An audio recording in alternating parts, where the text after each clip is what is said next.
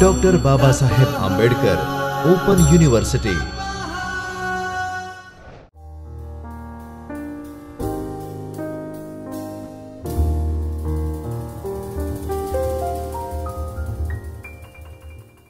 નમસ્તે મિત્રો, આજે આપણે એક નવા વિષયની શરૂઆત કરી રહ્યા છીએ। બીકોમ સેકન્ડ યર અંતર્ગતનું પેપર છે ધંધાકીય સંચાલન ભાગ 2। એની અંદરનો વિષય છે નાણાકીય સંચાલન। ધંધાકીય સંચાલન ભાગ 2માં નાણાં અંતર્ગતની બધી બાબતોનો સમાવેશ અહીં કરવામાં આવે છે। આજના એકમમાં આપણે क्या क्या विषयों समावेश करीए छीए तेनी थोड़ी रूपरेखा मेळवी लईए। सौथी पहला छे प्रस्तावना आपणे समजवानो प्रयत्न करीशुं। आप मित्रों स्क्रीन पर पण जोई शको छो। स्क्रीन पर दर्शाव्या मुजब धंधाकीय संचालन 2 एमां नाणाकीय संचालन एमां सौथी पहला आपणे प्रस्तावनाथी शरूआत करीशुं। त्यारबाद नाणाकीय संचालननो अर्थ अने तेनी व्याख्या समझवानो प्रयत्न करशुं। त्यारबाद नाणाकीय संचालनना हेतुओ क्या क्या छे ते आपणे समझशुं। त्यारबाद नाणाकीय संचालनना खास हेतुओ समझशुं। हेतुओ अने खास हेतुओ बंनेमां फर्क छे ए आपणे समझवानो प्रयत्न करीशुं। त्यारबाद नाणाकीय संचालनना निर्णयों ए समझशुं अने समय हशे तो आजना ज व्याख्यानमां आपणे नाणाकीय संचालननुं कार्यक्षेत्र अने अभिगमो समझशुं अने नाणाकीय संचालकना कार्यों अने तेनुं महत्व समझशुं। मित्रों आटलुं काम आपणुं पूर्ण थाय त्यारबाद आपणे तेने स्वाध्याय नुं अध्ययन करीशुं। क्या क्या प्रश्नों पूछाई शके तेम छे, क्या क्या मल्टिपल चॉइस क्वेश्चन्स होई शके, कई कई टूंकनोंध आ एकममांथी पूछाई शके तेनी विगते आपणे माहिती मेळवशुं अने समजवानो विषयने समजवानो प्रयत्न करीशुं अने विषयने आपणे ए रीते क्लेरिटी मेळवशुं। सौथी पहेला आपणे शरूआत करीए प्रस्तावनाथी करीए।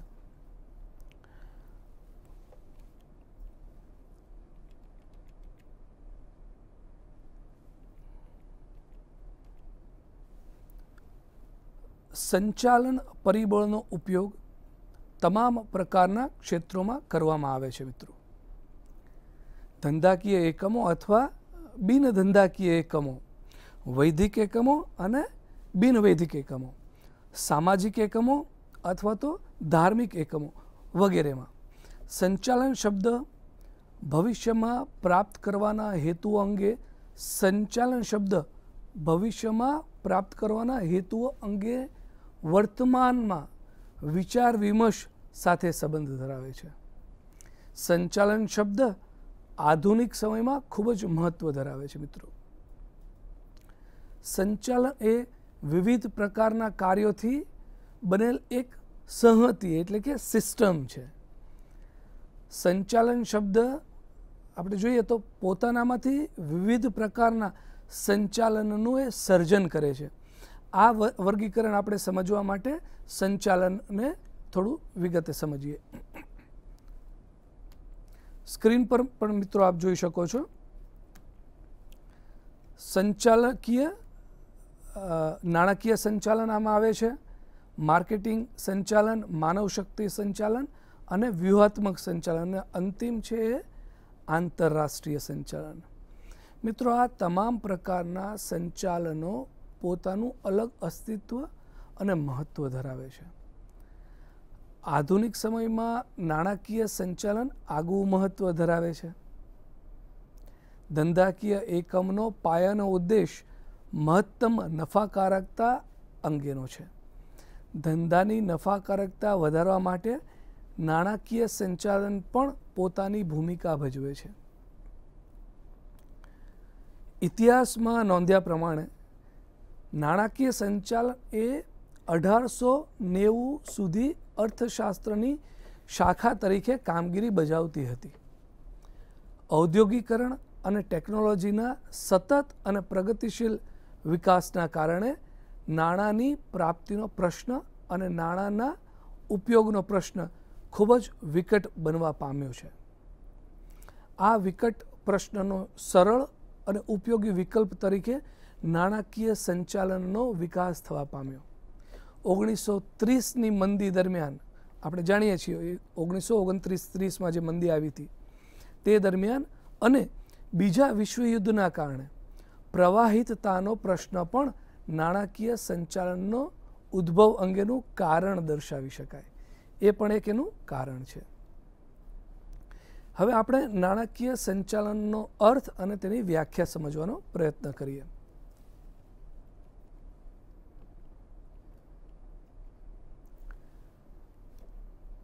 રિચાર્ડ એ બ્રેલી એમના જણાવ્યા પ્રમાણે નાણાકીય સંચાલન એટલે ધંધાના ઉદ્દેશના લાંબા ગાળાના દ્રષ્ટિકોણથી ઉપલબ્ધ ભંડોળનો મહત્તમ લાભની દ્રષ્ટિએ ઉપયોગમાં લેવાની પ્રક્રિયા. બહુ જ મહત્વની આ વ્યાખ્યા છે મિત્રો. સોલોમન જણાવે છે, સોલોમનના જણાવ્યા પ્રમાણે નાણાકીય સંચાલન એ અગત્યના આર્થિક સાધન મૂડી ભંડોળના અસરકારક ઉપયોગ સાથે સંબંધ ધરાવે છે. આ ઉપરાંત આ બંને વ્યાખ્યાઓ આપણે સ્ક્રીન પર મિત્રો જોઈ શકીએ છીએ. હાવર્ડ એન્ડ અપટોનના જણાવ્યા પ્રમાણે નાણાકીય સંચાલન એટલે નાણાકીય કાર્યના આયોજન અને અંકુશ કાર્યોનું અમલીકરણ. આ મિત્રો 3 અલગ અલગ વ્યાખ્યાઓ છે અને બહુ જ મહત્વની છે. તેની ઉપરથી નાણાકીય સંચાલનની બાબતો સ્પષ્ટ થાય છે. મિત્રો આ વ્યાખ્યાઓ પરથી કઈ કઈ બાબતો ફલિત થાય, આ નાણાકીય સંચાલનના લક્ષણ તરીકે એને આપણે વર્ણવી શકીએ. શેને વર્ણવી શકીએ? તો એક, નાણાકીય સંચાલન એ કામની પ્રક્રિયા છે, કાયમી પ્રક્રિયા છે. કામ કરવાની એ કાયમી પ્રક્રિયા છે. નાણાકીય સંચાલન ધંધાના લાંબા ગાળાના ઉદ્દેશ સાથે સંબંધ ધરાવે છે. ઉપલબ્ધ જે ભંડોળ છે, ભંડોળના ઉપયોગથી મહત્તમ લાભ પ્રાપ્ત કરવાની એ પ્રક્રિયા છે. એ ઉપરાંત મૂડી ભંડોળના અસરકારક ઉપયોગ સાથે સંબંધ ધરાવે છે. નાણાકીય સંચાલન આયોજનનું કાર્ય છે, બહુ જ મહત્વનું છે. અને નાણાકીય સંચાલન અંકુશનું કાર્ય છે. આટલા લક્ષણો પરથી હવે આપણે નાણાકીય સંચાલનના હેતુઓ સમજવાનો પ્રયત્ન કરીએ. આપના સ્ક્રીન પર એ હેતુઓ હવે દર્શાવવામાં આવશે.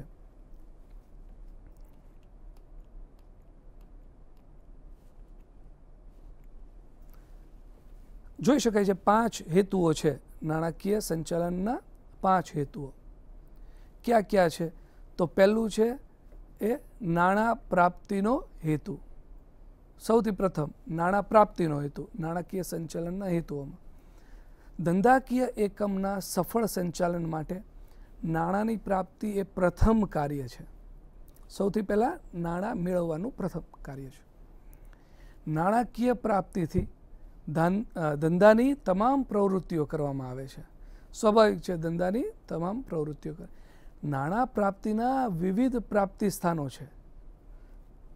કંપનીના સ્વરૂપમાં નાણાં પ્રાપ્તિના સાધનોમાં ઇક્વિટી શેર આવી જાય, ઇક્વિટી શેર મૂડી, પછી પ્રેફરન્સ શેર મૂડી આવે, ડિબેન્ચર્સ આવે. આ ઉપરાંત લાંબા ગાળાની લોનનો સમાવેશ થાય છે. આ લાંબા ગાળાના પ્રાપ્તિ સ્થાનો છે. આ ઉપરાંત ટૂંકા ગાળાના પ્રાપ્તિ સ્થાનોમાં આપણે જોઈએ તો બેંક ઓવરડ્રાફ્ટ જે તત્કાલ જરૂરિયાત પૂર્ણ કરે, ટૂંકા ગાળાની લોન, આ બધાનો સમાવેશ થાય છે. બીજું છે નીચી પડતર ધરાવતા પ્રાપ્તિ સ્થાનોનો ઉપયોગ. નીચી પડતર ધરાવતા પ્રાપ્તિ સ્થાનોનો ઉપયોગ એટલે શું? આપણે જે ઉપર જોયું તેમ તમામ નાણાં પ્રાપ્તિના સ્થાનો પોતાની પડતર ધરાવે છે. ઇક્વિટી શેર મૂડીથી પડતર એની સૌથી ઊંચી હોય છે અને ડિબેન્ચરની પડતર સૌથી નીચી હોય છે. તેથી ધંધાના સંજોગોને અનુરૂપ નાણાં પ્રાપ્તિ સ્થાનની પસંદગી કરવામાં આવે છે. નાણાં પ્રાપ્તિ સ્થાનની પસંદગી કરતી વખતે તેની પડતરને ધ્યાનમાં રાખીને પસંદગી કરવાનો આ એક હેતુ છે. ત્રીજો હેતુ આપણે જોઈએ, લાંબા ગાળાના ભંડોળનું નફાકારક રોકાણ. લાંબા ગાળાના ભંડોળનું નફાકારક રોકાણ એટલે શું? ભંડોળના પ્રાપ્તિ સ્થાનોની પસંદગી પછી હેતુ નફાકારક રોકાણ અંગેનો છે. લાંબા ગાળાના રોકાણો અંગેનો નિર્ણય મૂડી બજેટિંગની વિવિધ પદ્ધતિઓમાંથી ધંધાને અનુરૂપ પદ્ધતિનો ઉપયોગ કરીને રોકાણ પ્રોજેક્ટની પસંદગી કરવામાં આવે છે. સરેરાશ વળતરનો દર, પરત અપ સમય, ચોખ્ખું વર્તમાન મૂલ્ય, નફાકારકતાનો આંક, આંતરિક વળતરનો દર, આ બધી જેવી પદ્ધતિઓમાંથી યોગ્ય પદ્ધતિનો ઉપયોગ કરીને યોજનાની પસંદગી કરવાનો હેતુ નાણાકીય સંચાલનનો છે. ચોથો હેતુ,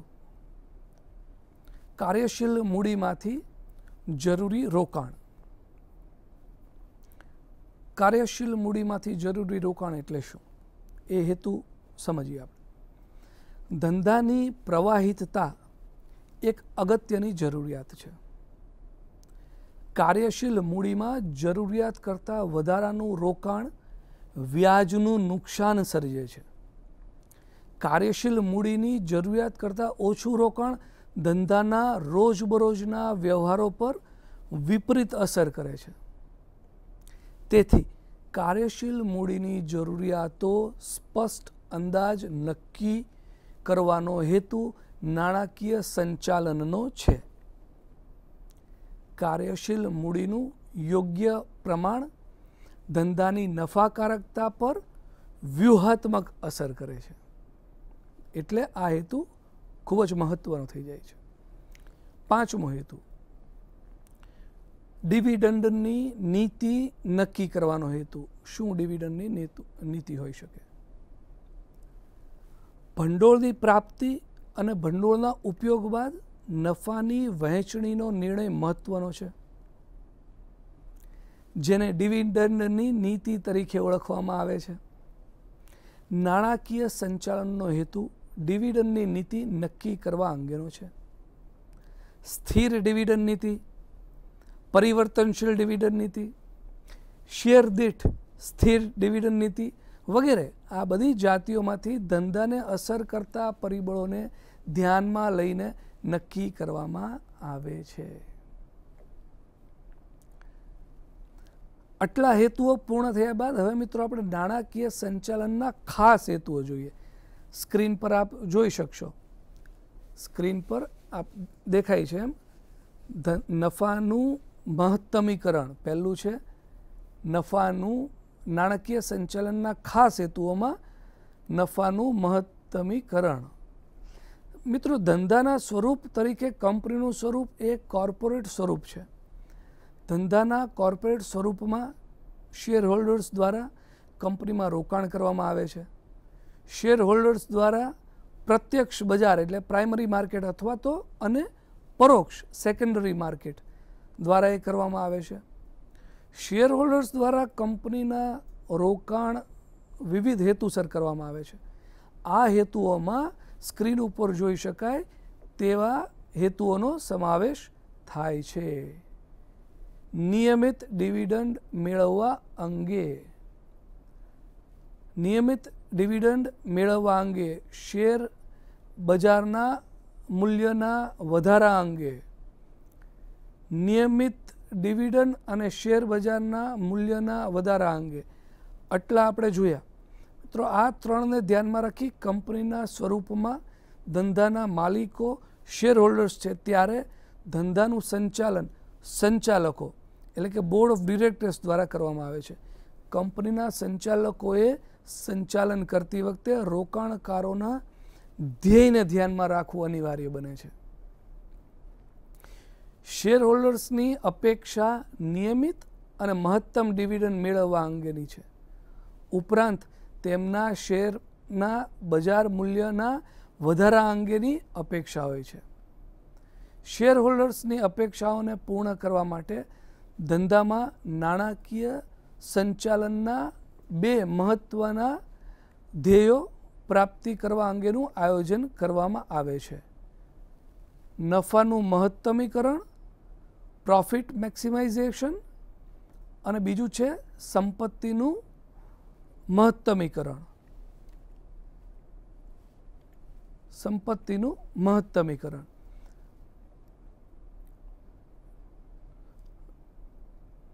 હવે આપણે એ બાબતે વિગતવાર ચર્ચા કરીએ.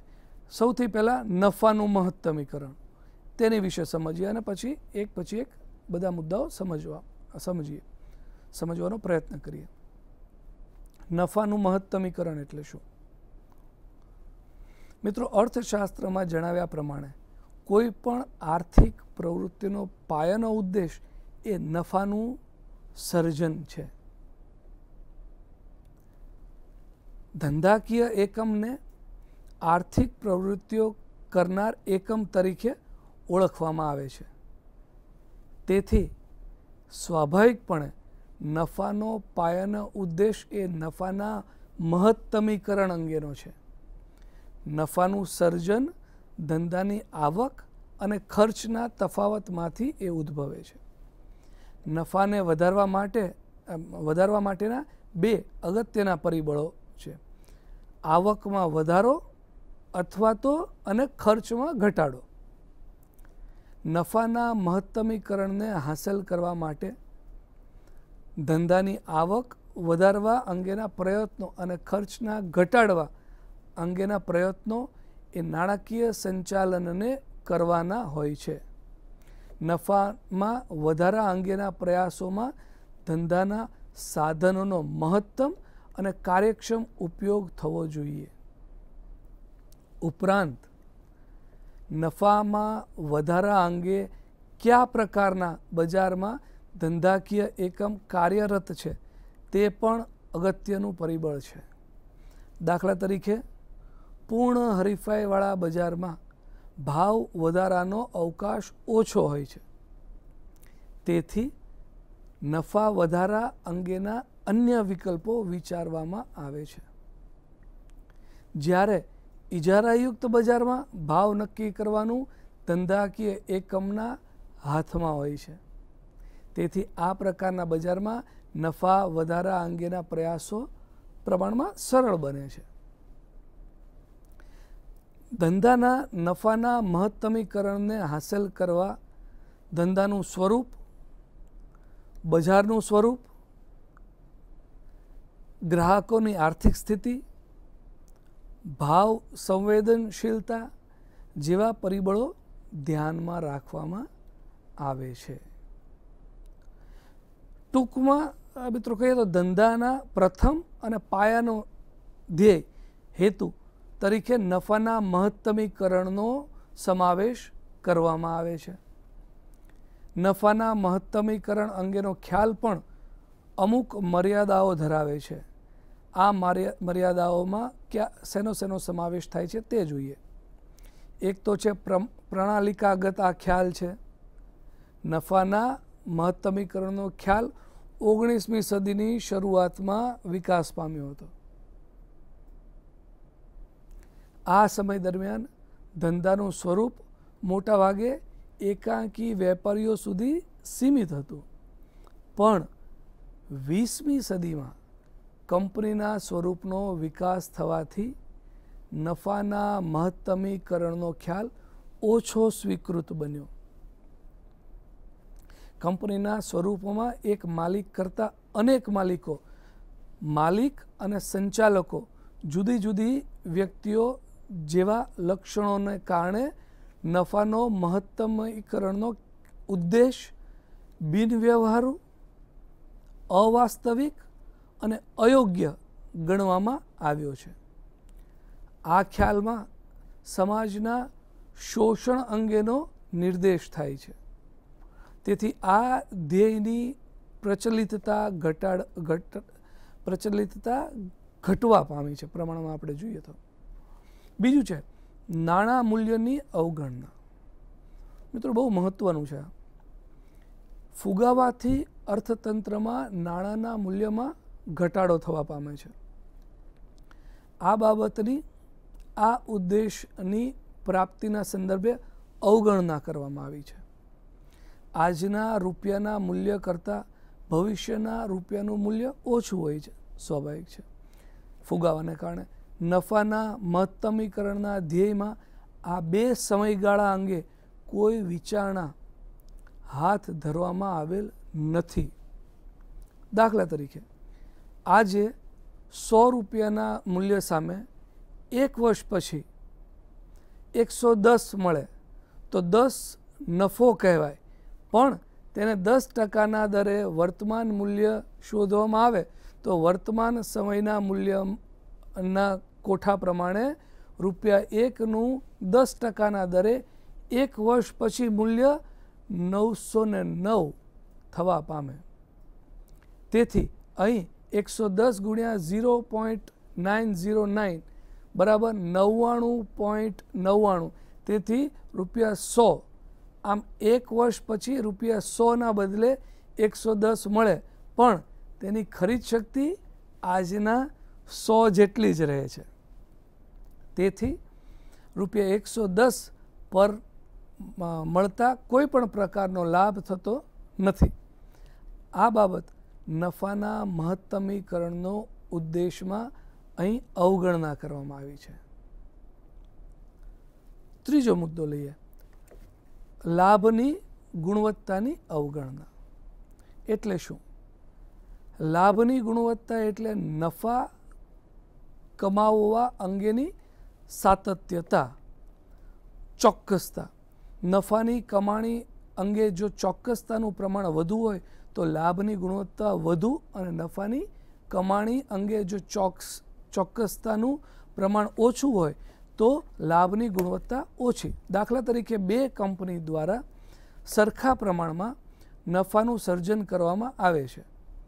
એક કંપનીની નફા કમાણીની ચોક્કસતા છે અને નફાનું સર્જન દર વર્ષે ₹2,50,000, ₹2,60,000 છે, જ્યારે આ અંગે કંપનીની નફાની કમાણી ₹3,50,000, 2 લાખ અને છેલ્લે પણ ₹3,20,000 હોય તો પહેલી કંપનીમાં નફાની કમાણીના દર વર્ષે ફેરફારનું પ્રમાણ ઓછું છે, જ્યારે બીજી કંપનીમાં દર વર્ષે નફાનું પ્રમાણ નોંધપાત્ર રીતે બદલાય છે.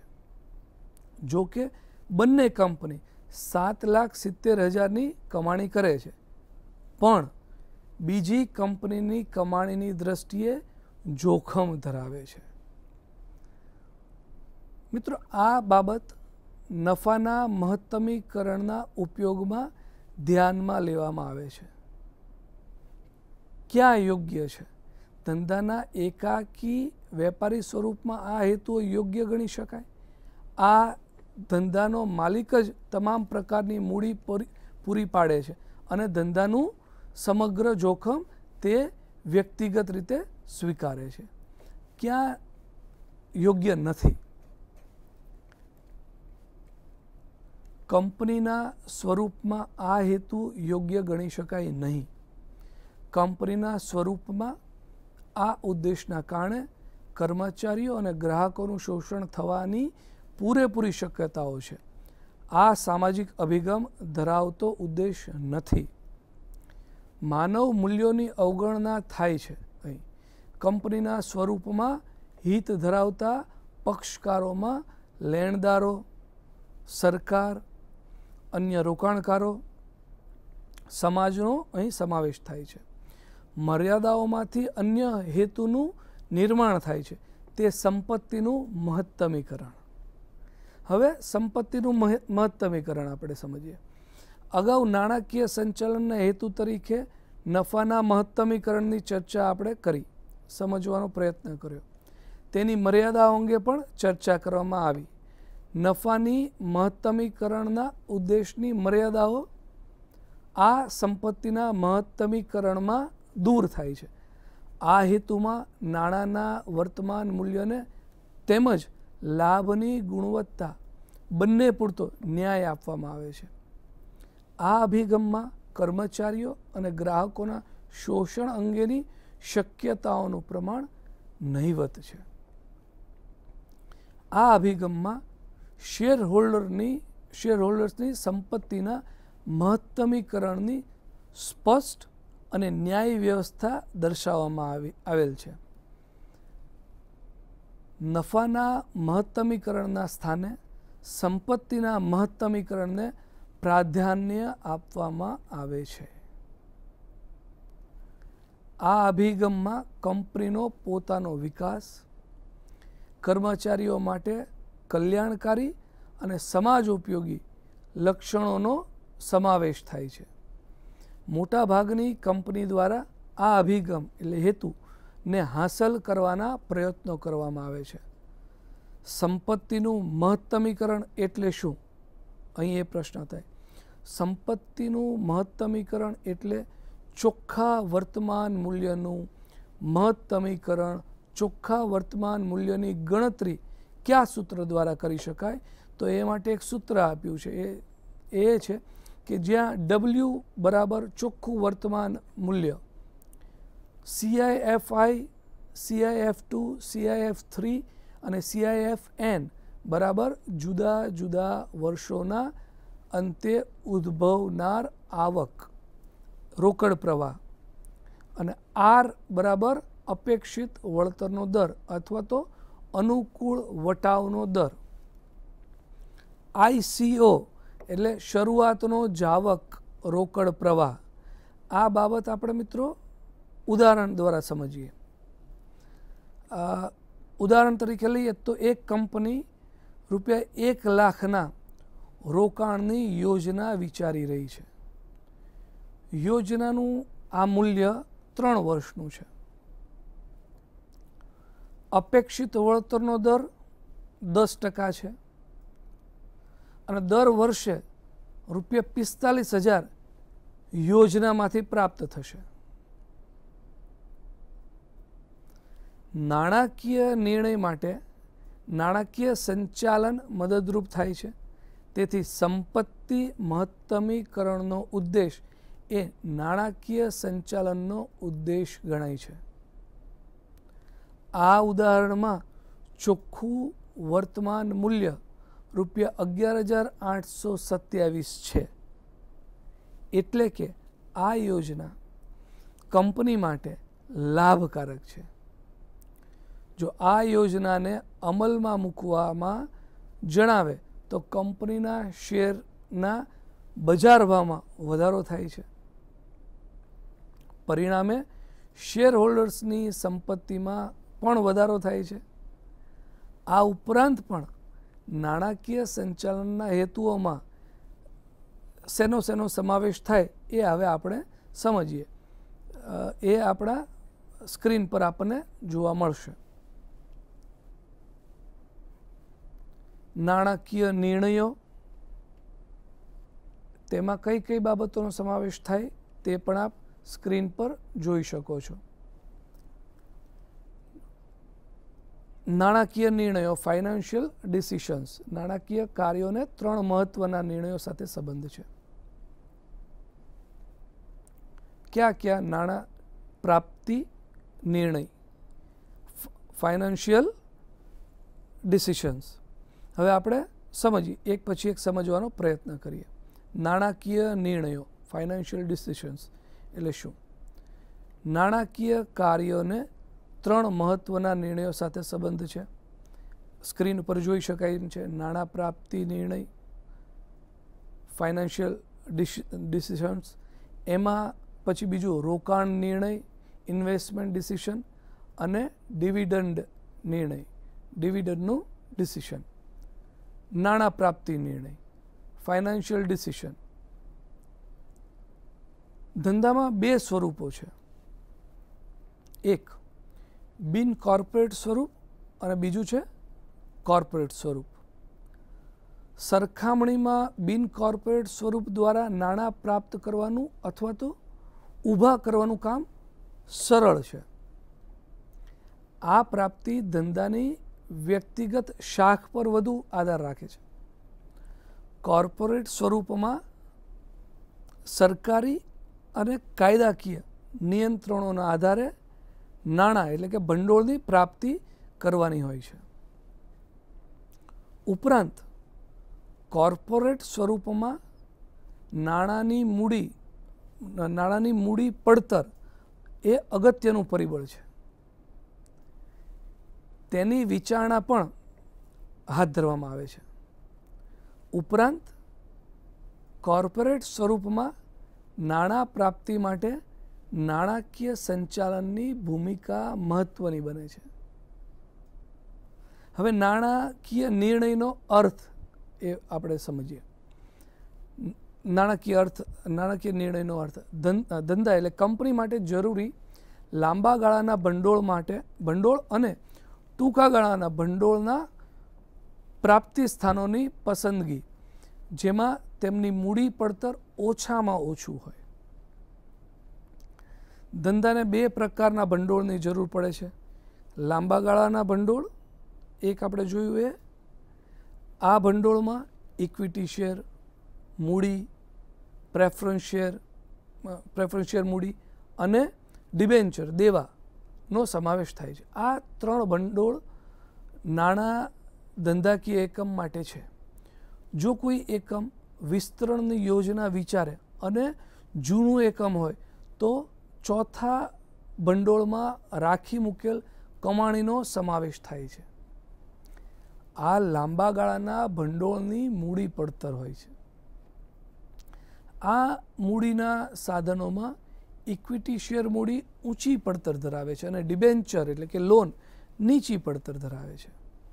નાણાં પ્રાપ્તિ નિર્ણયમાં ઇક્વિટી શેર મૂડી અને દેવાના યોગ્ય પ્રમાણ અંગે વિવિધ વિચારધારાઓ એટલે કે અભિગમો વર્તમાનમાં છે. હવે ટૂંકા ગાળાના ભંડોળ વિશે માહિતી મેળવીએ. ટૂંકા ગાળાના ભંડોળ એટલે જેમાં લેણદારો દેવી મૂડી, બેંક ઓવરડ્રાફ્ટનો અહીં આપણે સમાવેશ કરી શકીએ. દેવી મૂડી અને બેંક ઓવરડ્રાફ્ટ. નાણાં પ્રાપ્તિનો નિર્ણય ધંધાની એટલે કે કંપનીની બે બાબતો અંગે સ્પષ્ટ નિર્દેશ આપે છે. એક, કુલ મૂડી પડતર એટલે કે ભારિત સરેરાશ મૂડી પડતર, અને બીજું ધંધાનું નાણાકીય જોખમ, ભારિત સરેરાશ મૂડી પડતર અને ધંધાનું નાણાકીય જોખમ. જો મૂડી પ્રાપ્તિમાં ઇક્વિટીનું પ્રમાણ ઊંચું રાખવામાં આવે તો ભારિત સરેરાશ મૂડી પડતર ઊંચી જાય છે, પણ નાણાકીય જોખમમાં ઘટાડો થાય છે. જો ઇક્વિટીનું પ્રમાણ નીચું રાખવામાં આવે તો ભારિત સરેરાશ મૂડી પડતર નીચી જાય છે, પણ નાણાકીય જોખમનું પ્રમાણ વધે છે. કારણ કે ઇક્વિટીનું પ્રમાણ એટલે કે દેવાનું વધુ પ્રમાણ હંમેશા નાણાકીય જોખમમાં વધારો કરે છે. કયા નિર્ણયો લેવાના હોય છે? આમાં કયા નિર્ણયો લઈ શકાય? આ નાણાં પ્રાપ્તિના નિર્ણયમાં કયા નિર્ણયો લેવાય એ હવે આપણે સમજીએ. પહેલું છે મૂડી માળખામાં ઇક્વિટી અને દેવાનું પ્રમાણ કેટલું રાખવું. કયા પ્રાપ્તિ સ્થાનોમાંથી શેર મૂડી ઊભી કરવી, ઇક્વિટી શેર મૂડીમાંથી કે પ્રેફરન્સ શેર મૂડીમાંથી. ત્રીજું છે કયા પ્રાપ્તિ સ્થાનમાં દેવું ઊંચું કરવું, ડિબેન્ચર દ્વારા કે લોન દ્વારા. આટલું સમજ્યા બાદ મિત્રો હવે આપણે નાણાં પ્રાપ્તિ નિર્ણયને અસર કરતા પરિબળો સમજીએ. નાણાં પ્રાપ્તિ બાહ્ય અને આંતરિક પ્રાપ્તિ સ્થાનોમાંથી થઈ શકે છે. બાહ્ય પ્રાપ્તિ સ્થાનનું પ્રમાણ મોટું છે, જ્યારે આંતરિક પ્રાપ્તિ સ્થાનોનું કદ પ્રમાણમાં નાનું હોય છે. સામાન્ય રીતે નાણાંની પ્રાપ્તિ બાહ્ય પ્રાપ્તિ સ્થાનો જેવા કે ઇક્વિટી શેર મૂડી, પ્રેફરન્સ શેર મૂડી અને ડિબેન્ચર કે લોનનો સમાવેશ થાય છે. બાહ્ય પ્રાપ્તિ સ્થાનોને અન્ય પરિબળો અસર કરે છે. તેમની સમજૂતી હવે આપણે સમજવાનો પ્રયત્ન કરીએ. પહેલું છે એમાં જોખમ.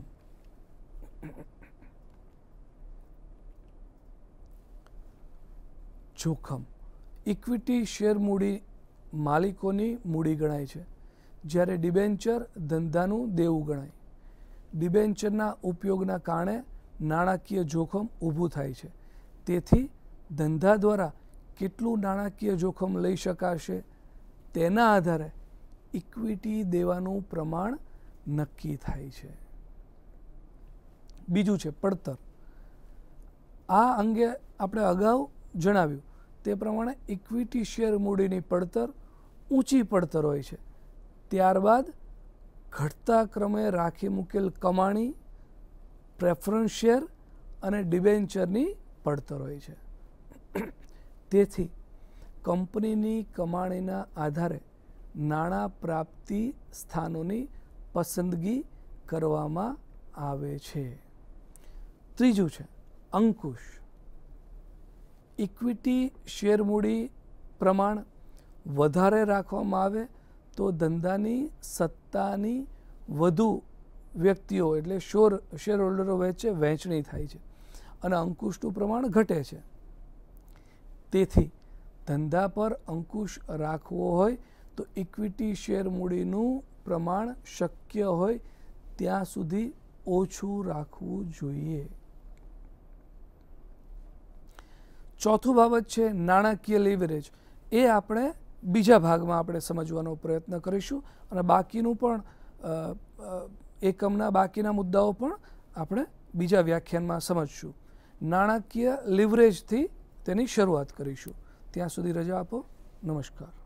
સ્વાધ્યાયઃ પરમં તપઃ.